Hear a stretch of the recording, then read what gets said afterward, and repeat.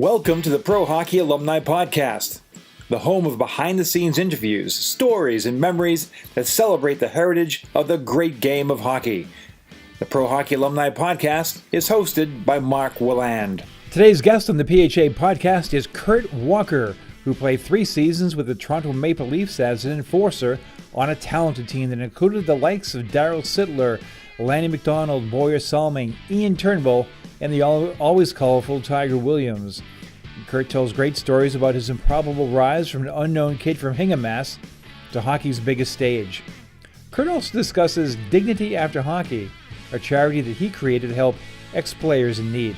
Kurt is also involved in the upcoming Drop Your Gloves event in Massachusetts on May 5th. This charity event is in honor of his former teammate Joe Carlevale, a fixture in Massachusetts hockey, who passed away from brain cancer in 2017. Join celebrity auction host Jenny Johnson for this inaugural event to benefit the Joseph F. Carlevale Jr. Memorial Hockey Scholarship Fund.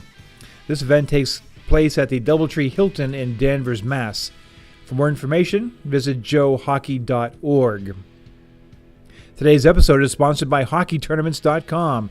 If you're looking to play in a tournament or just list your tournament, head over to hockeytournaments.com. All right, we are back with a guy I've wanted to talk to for a long time, former Toronto Maple Leaf, Kurt Walker. Kurt, thanks for being with us today. Mark, my pleasure. Not a problem at all. I'm more than happy to share some stories and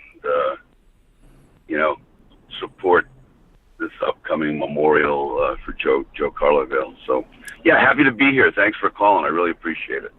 Well, coming from Massachusetts, I grew up in the Bobby Orr era, as did you, and to see a kid from Hingham, Massachusetts make the National Hockey League, but not just any National Hockey League team, the storied Toronto Maple Leafs. The road to get there was not an easy one for you, and it was a real lesson in perseverance. You obviously were an underdog to begin with. You had a severe staph infection at one point. But ultimately, you make your way to pro hockey, and you start with the Saginaw Gears, and you play with a coach, Don Perry, who, to say the least, would be regarded as old school. What was that experience like? You know, it's fun. It's interesting, Mark, you asked me that question. He, as you probably know, or people don't know, he played in the old Eastern League, which the movie Slapshot was somewhat, it took the old Eastern League and sort of followed what they did. But he himself was, as you know, he was predominantly a tough guy. He was an enforcer back in the day, and, I shared that same role. So when I got to Saginaw, I love to play the game as well. It's one thing, I think, to have the hardest job in any sport, which is to be an enforcer, so to speak. But for him to coach, he wasn't a bad coach. What really, I'll tell you the story, what was interesting was we were in Toledo, and they had a guy on the Toledo team named Paul Tantardini who had 18 fights in 18 games. And before the game, in the locker room, Don Perry said to me, "Kurt, I want you to take this guy out before they drop the puck, or I'm going to send you home." You talk about putting pressure on somebody, right? So I didn't have a choice. So I'm thinking, oh no, I'm playing defense. How am I going to take the center out before they drop the puck? Well, as it turned out, I was the center, the starting center. Oh. And so Paul Tantardini skated into the circle, and I was a left-handed fighter, and I had my left hand basically out of the glove. And Don Perry was serious. He would have sent me home back in those days. So as soon as Paul skated into the circle and got close enough to me, I dropped my gloves, grabbed them, and started what turned out to be a bench emptying brawl, unfortunately. But that's the kind of guy Perry was. And if you remember, when he had his opportunity to coach the LA Kings, right, he made a similar remark to Paul Mulvey. Exactly. And it cost him his job. That's the first thing I thought of when you. It's the first thing I thought of when you told that story was fast forward a few years, and that ultimately was his undoing with the Paul Mulvey situation. And speaking of that, Kurt, you're in that role. Obviously, you are single-minded focus on that point to get to Toronto and play in the National Hockey League. Still, as you noted earlier, it's a very tough way to get there. There's not an easy job. Nobody has to tell you. Right. When you're in the IHL with Saginaw at that time, it's a rough and tumble league. You had to do what you had to do. You're playing with Don Perry. At any moment, do you say to yourself, it's not worth it. I don't necessarily want to do this. I just want to play. Any second thoughts at that point, at that young point of your career? The interesting thing for me was basically, my whole life. And back in I graduated from Hingham High School in 1972. I went to Northeastern where Fernie Flaman was coach. And I thought I should have played for the varsity team, but I was playing on the freshman team. And I asked him, and he said, I needed a little seasoning. Well, the issue was that 19 out of the 20 varsity players were Canadians on full scholarships.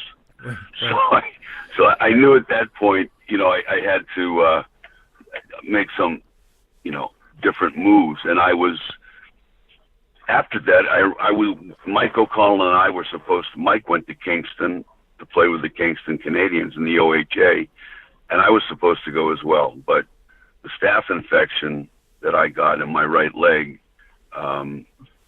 believe it or not, they were going to amputate my right leg. It was that bad. And I laid in the hospital bed for 32 days.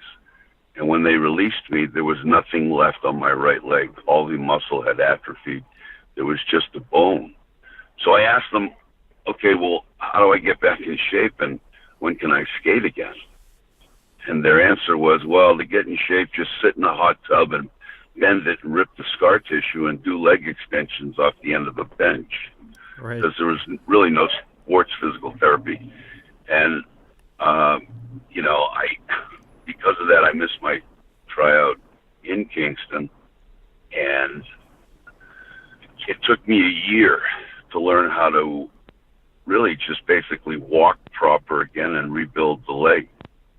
So after that year, I decided to take a skate against their wishes, but I did anyway, and it came back quick.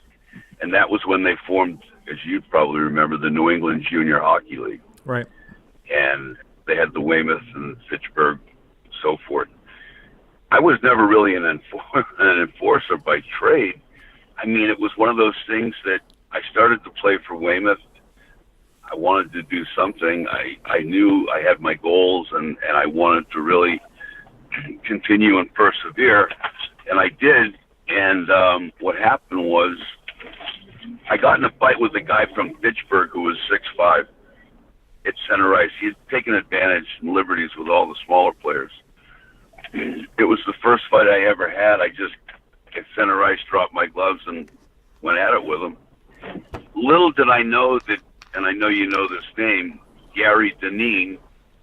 Legend. Who, was scouting and was in the stands. And I had no idea. And after that game, he came to me and said, look, there's a team in Canada that really needs somebody like you. And I thought, sure, okay, I'll go. So I went to Sherbrooke and met with George Gilbeau from Sherwood Hockey Stick, who was the GM and the coach. And it was, Sherbrooke is a French town, as I'm sure you know. I guess it's probably, 5 hours from Boston, right, somewhere in there. So anyway, they needed a tough guy. Well, the only fight I never really had was that one that Gary saw. But I took the role anyway. Right. And apparently the guy before me was a kid from New Hampshire that failed miserably. So the pressure was on. And it wasn't easy. But you know what? I did it. And I, learned as much as I could. I think I fought over 30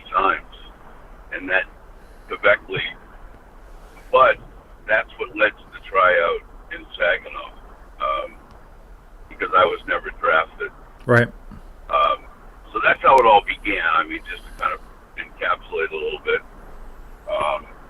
And I met a lot of great people. That team in Sherbrooke produced so many NHL players. I mean, Bobby Simpson, Peter Marsh, Jerry Gillis, Richard Mulhern, and of course Reg Lemlin, who played for Boston and lives up there. So that's how it all really started for me. I was very fortunate to be able to skate again, really, after what happened to my knee with that infection. But that was the beginning. So I don't have any regrets.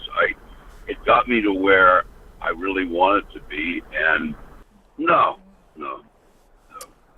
That's a good life lesson, Kurt, because you step up, you handle business the one time you had to fight, and somebody's watching who matters in your life. Gary Dineen, that's a good life lesson for anybody. You also get noticed when you're in Saginaw as well because, again, you have a job to do, you're doing it well, and the Leafs brass notices you there, and eventually you get called up to the fabled Leafs franchise. Tell me a little bit about, I know from reading in the past, you get an opportunity to do something very unique. Got to share this experience with your father. And I was curious about your memories of your first game walking into Maple Leaf Gardens. It had to be incredible. You know, I'll tell you what, I've had several concussions. I've had 11. And of course, you know, I forget a few things too. My age, I'm getting a little older, but that one particular memory of when I was in Oklahoma City, actually I was invited. Jerry McNamara was the scout for the Toronto Maple Leafs that saw me in Saginaw. And so after that year in Saginaw, I got in the mail an invitation to Maple Leafs training camp. And it's funny because on the last day of training camp in the morning, Don Perry happened to grab me. He was at that camp in Toronto and said, "Kurt, look, you have to fight." And I said, "What?" He said, "Yeah, you're going to have to fight." I said, "Don, these are all of our, we're all one big team here just trying out." He said, "Just do what I tell you." So, you know what, being young and impressionable, I decided, okay, I'll fight. So I had 2 fights that afternoon, and camp broke after that last session we had. Well, I got a call to go up to Harold Ballard's office, and a lot of people don't know that he lived up in the corner of Maple Leaf Gardens. Right. He had a condominium up there. Yeah. And, you got called up there for one of 2 things, right? No, you were going to ask me a question. No, I was just saying it had to be a little intimidating going to see Harold Ballard. Oh, yeah, because he was a very cantankerous guy, as you know, and a lot of guys feared him. But, I said, okay, great. So Jim Gregory, who was my general manager at the time, said, "Come with me." And off we went to Mr. Ballard's condo up in the corner, and I walked in, and he looked at me and he said, "Do you have an agent?" And I went, "No." He said, "Good, that's an extra $10,000. So I wasn't sure what was going on, but he said, "Sit down." So I sat down, and he put a contract in front of me for 4 years, a 3-year and an option. I couldn't believe it. I was like, oh my God. So I signed it, and it looked good to me. The money was, not great like today, obviously, but it was acceptable. And realizing that now I had reached the pinnacle of what I had set out to do, they sent me to Oklahoma City, which was the farm team of the Maple Leafs at the time. And about two and a half months into it, Ray Mirren, who was our coach and GM, called me to the office and said, "Look, the Leafs called. They want you to come up. Are you ready?" And I looked at him and said, "Of course I'm ready." He said, "Okay, well, here's your flight information," and off I went. I called my dad because my dad was very, very instrumental in my playing. He had played at BU, and then he went to war was in the Battle of the Bulge, came back. But that said, I got the call, and it was, of course, Hockey Night in Canada. Wow. Where 7 million people sit around the TV and watch the game, right?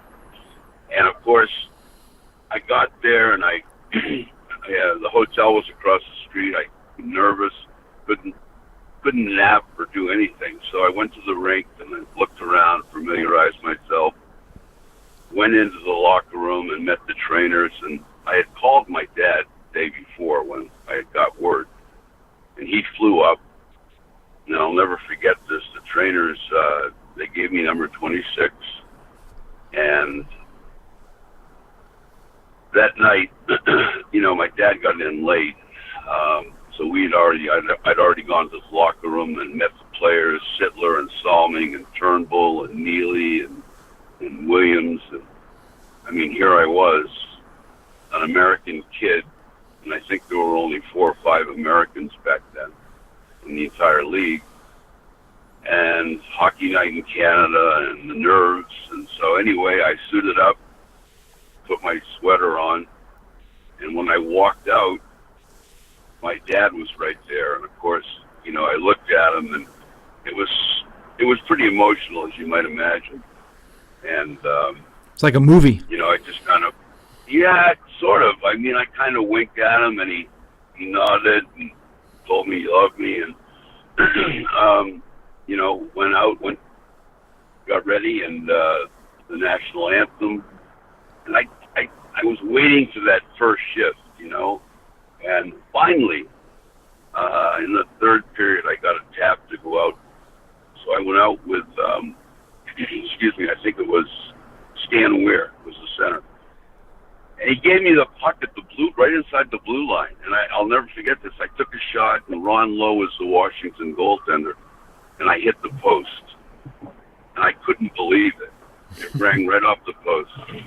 And so after the game, Jim Gregory, came over and said, "Hey, Kurt, that was a good shift, but I'm glad you didn't score." And I thought, "You glad I didn't score? Why?"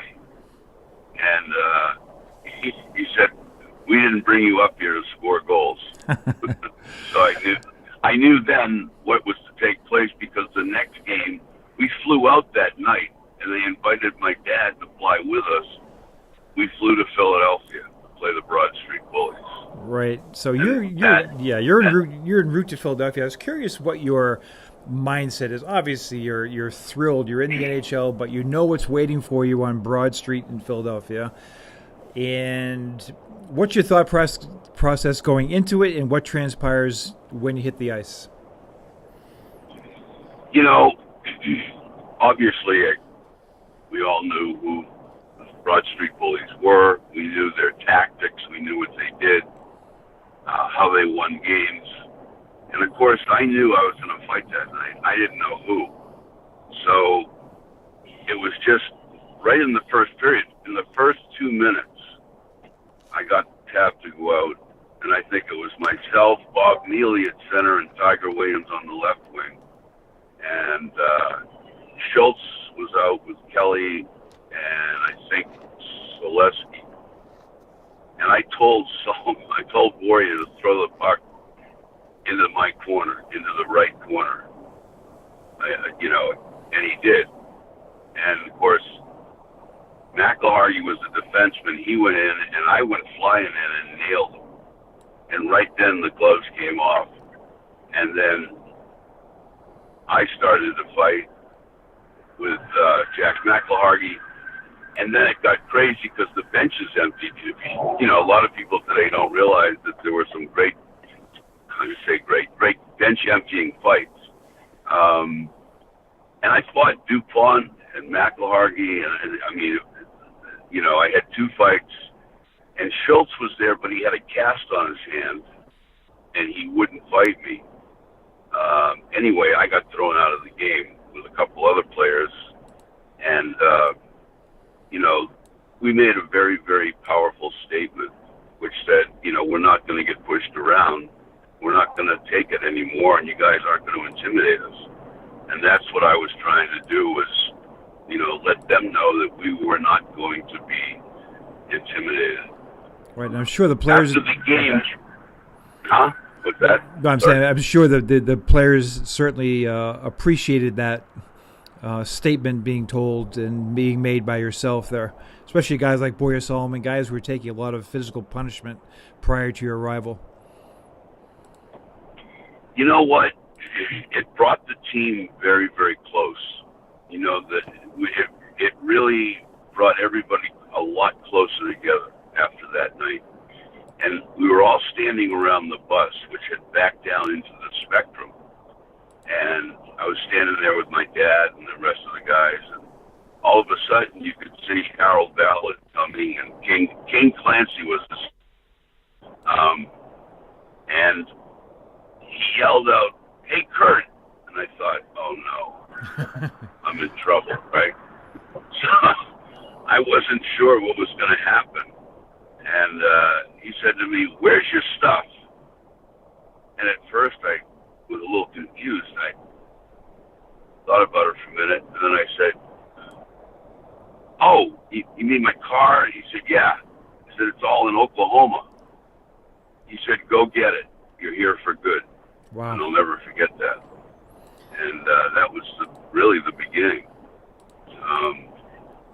It's one of those things you never forget.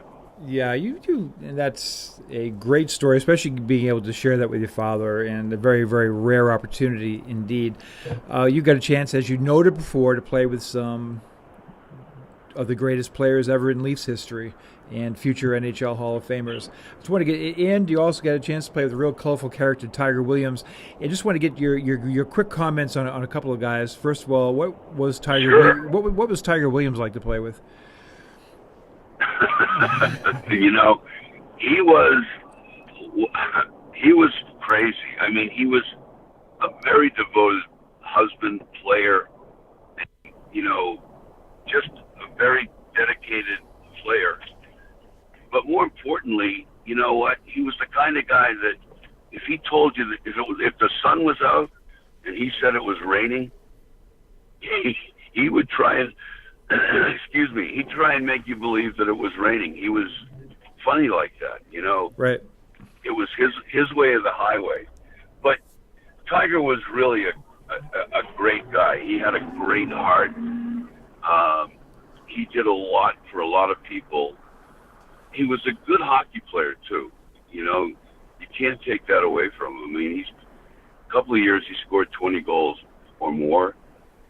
And he also holds the record for most penalty minutes, I think, ever. Yes. If I'm not mistaken. But he was a good guy. He was very supportive of me, as I was of him. And, together there wasn't anything that we wouldn't do for the team. We were really like a band of brothers. We hung out together. We did stuff together. And it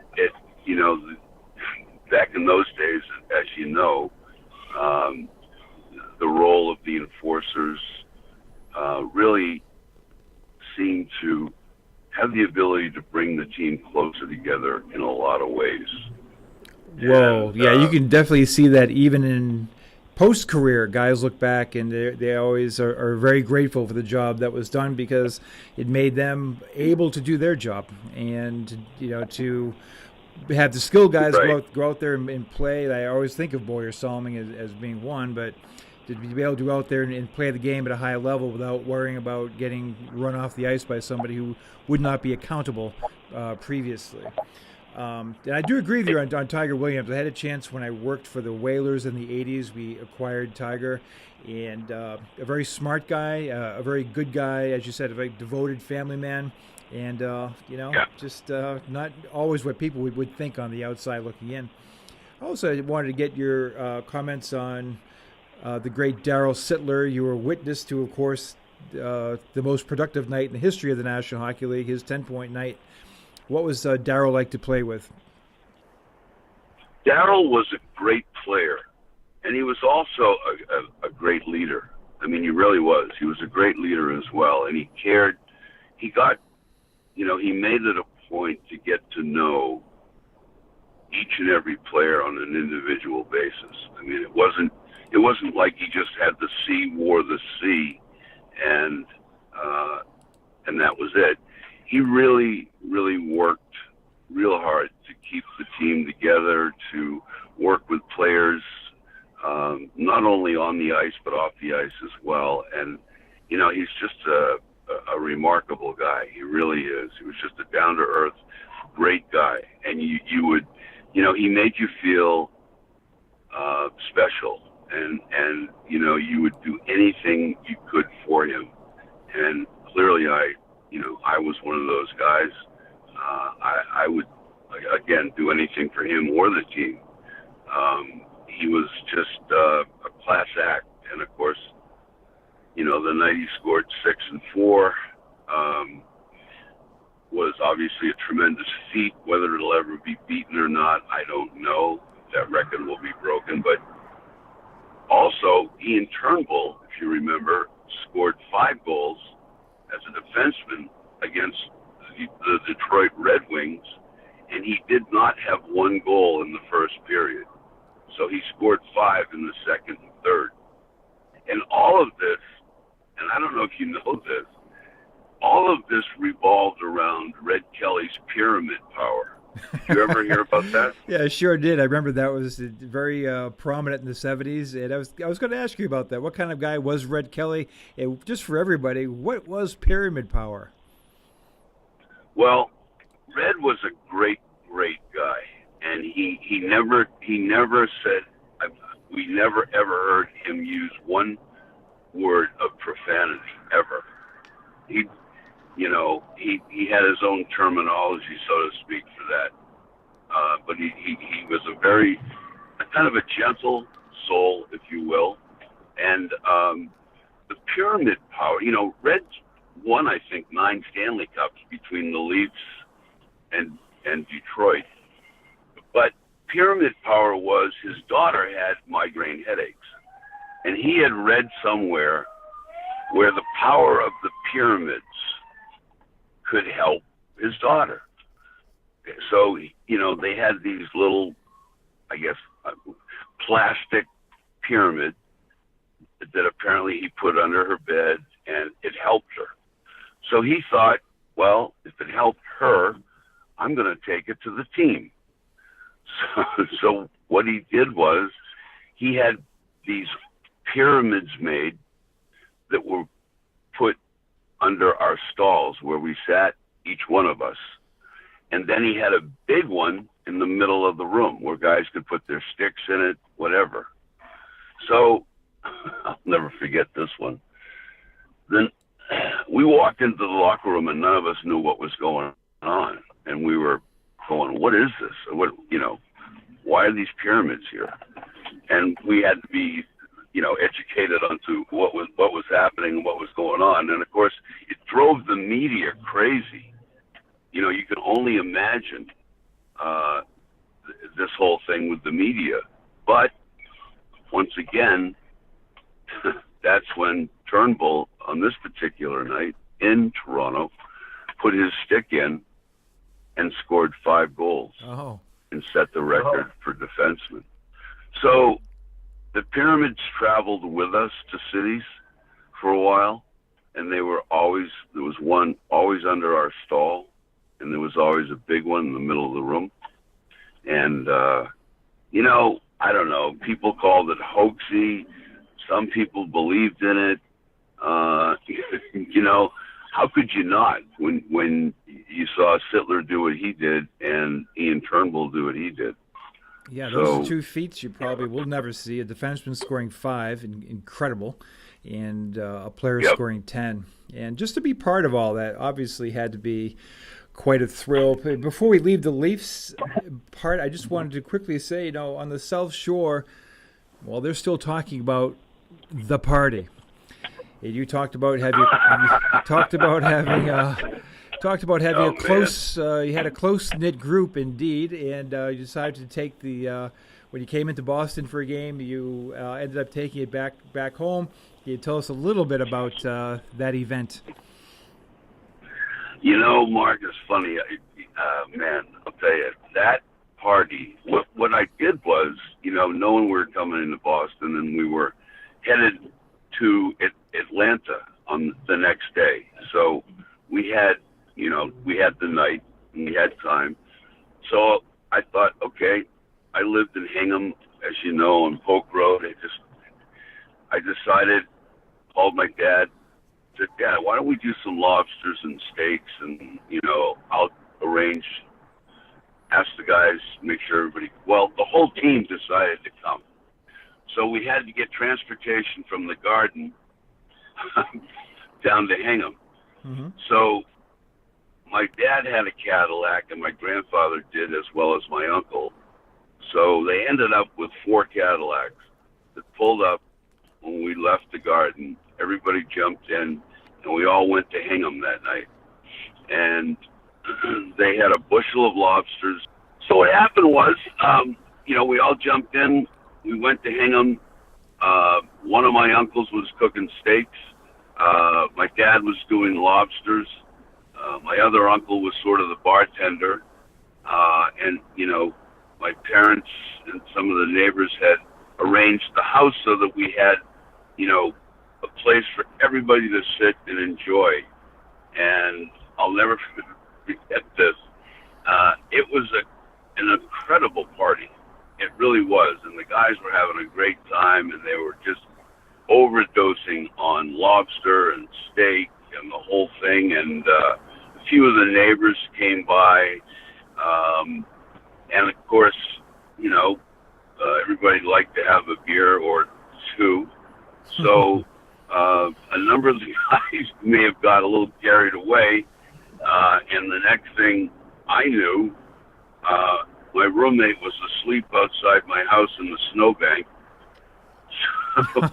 So that party, and I'll tell you, it went on and on and on. I don't think we got back to the hotel, to be honest with you, until it had to be close to 3 that morning.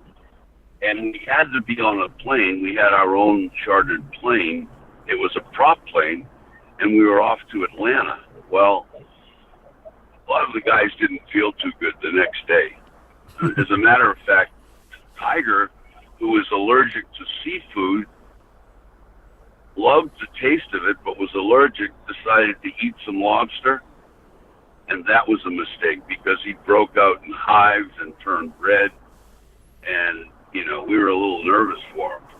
But that said, we got back. I do remember one of the players fell asleep in the elevator and was riding up and down the hotel elevator until somebody got him into his room.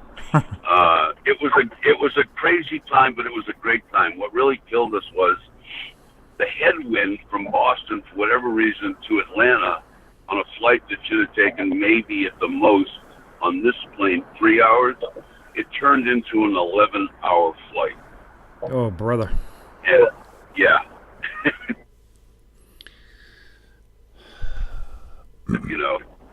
Maybe overdid it a little bit at the party, but to this day, those guys, every one of those guys remembers it vividly and talks about it as one of the greatest parties of all time. Right. Well, in the end, you're going to do it. You did it right, and like I said, folks still remember that one.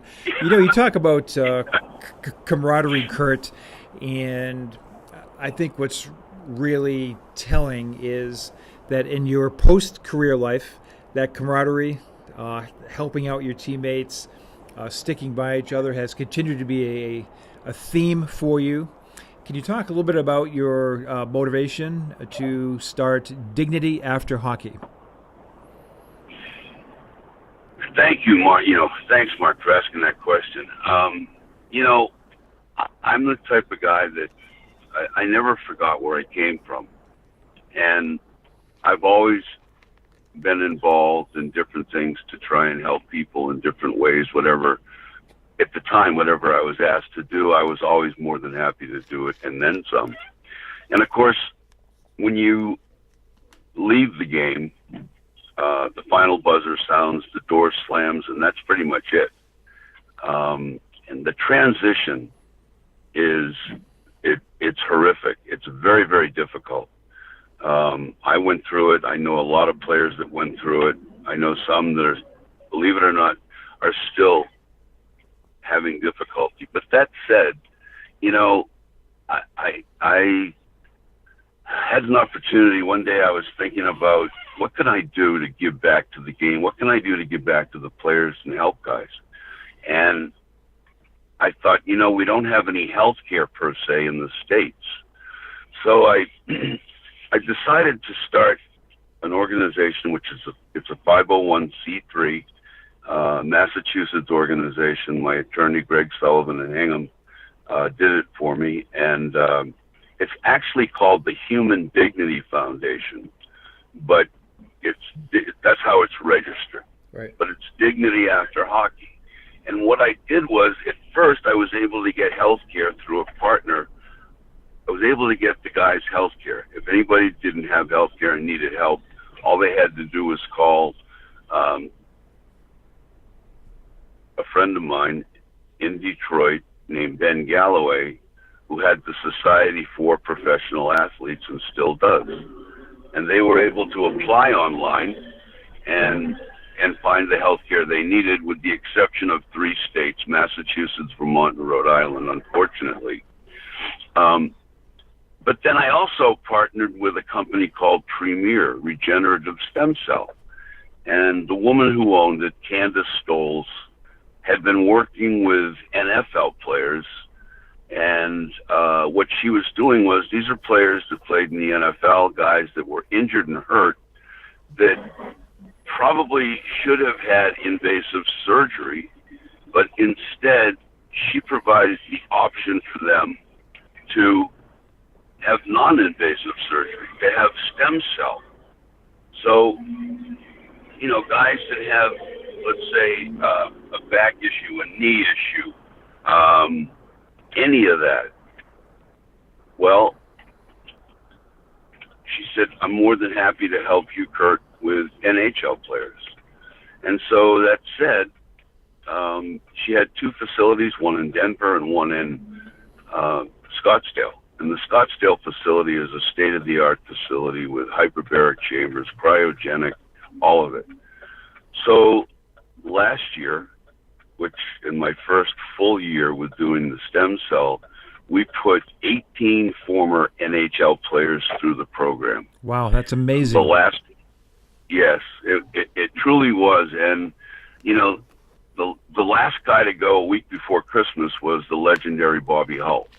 And the great thing about stem cell is you walk in and walk out the same day. The guys that came and went through had a variety, a multitude of different types of issues. There was everything from joint issues, per se, like, bad knee, back, whatever, to guys that had a stroke, believe it or not. Brian Propp, who had a major stroke, he went and had a procedure done. And probably the greatest one, and I'll talk about it, is Mitch Wilson, who, I don't know if some people know the story, some don't. Mitch was played in the NHL a little bit. He had the biggest heart of anybody I know, and just played a hard game and fought and did his job. And unfortunately, 4 years ago, July 17th, coming up, he was diagnosed with Lou Gehrig's disease, which, as we all know, is, a terrible, horrific disease. Yes. He had been, and Sally Roof, who was involved with the Maine Mariners in some capacity, and she's a wonderful lady, and she also helps me, contacted me and asked me to reach out to him, and I did.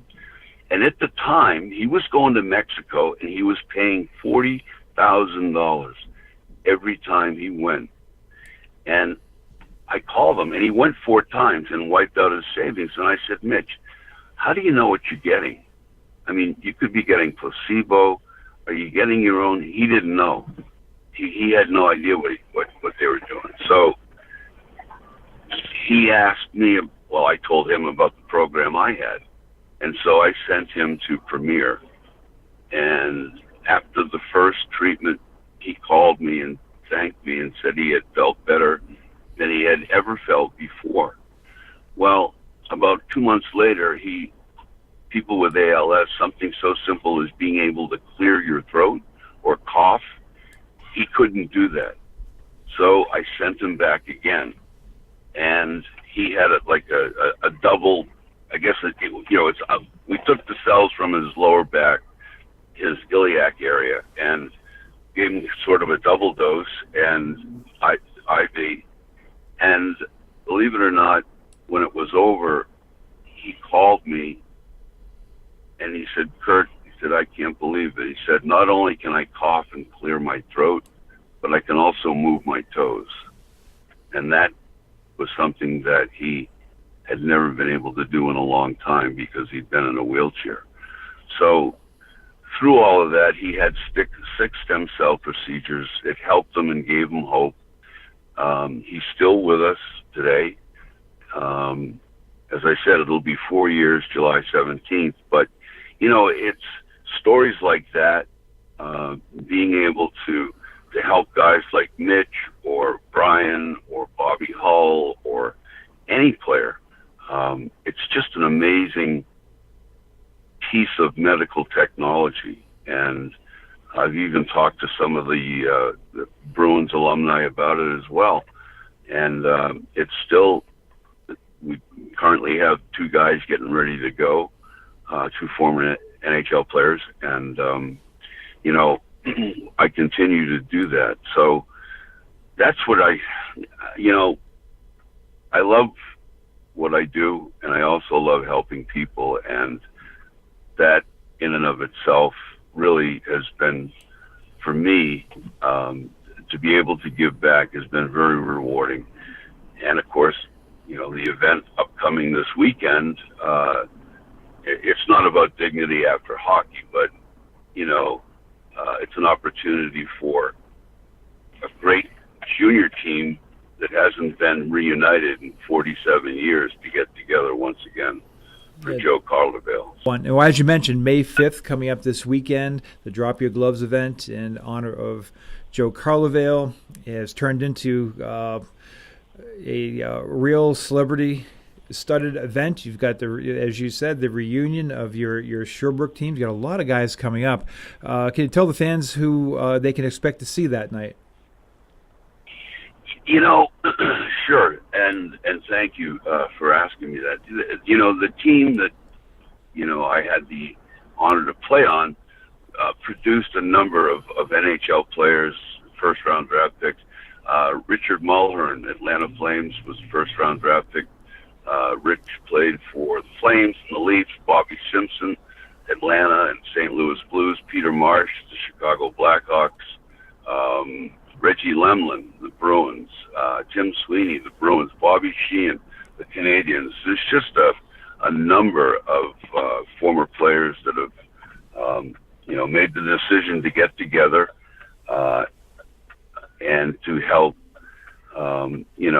Joe's daughters, in particular Michelle, carry on Joe's legacy, which was he too loved to help children and worked and coached young boys and girls,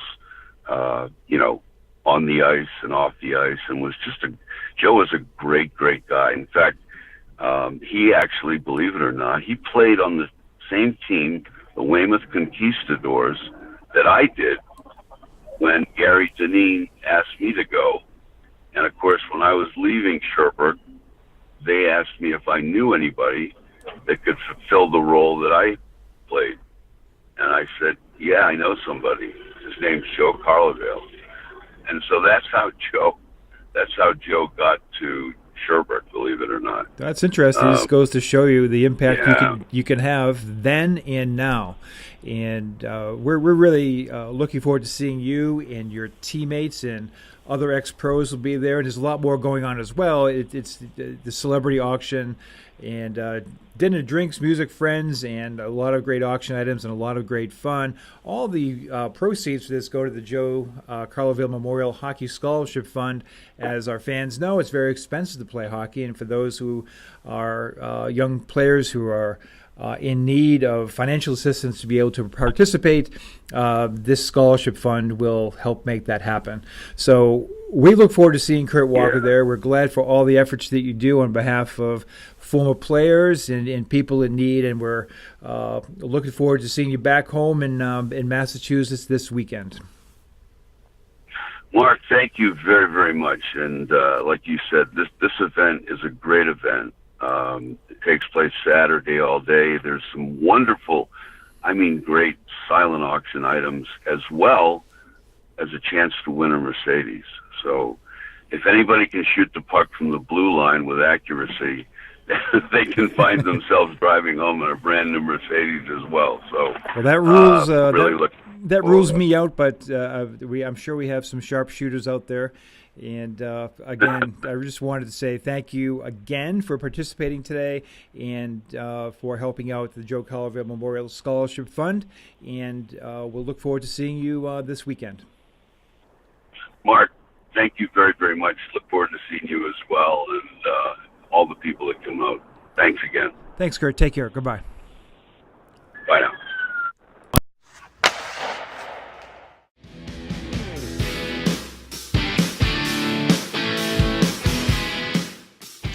Thanks for listening to the Pro Hockey Alumni Podcast. Be sure to visit us at prohockeyalumni.org. This episode of the PHA Podcast is sponsored by HockeyTournaments.com.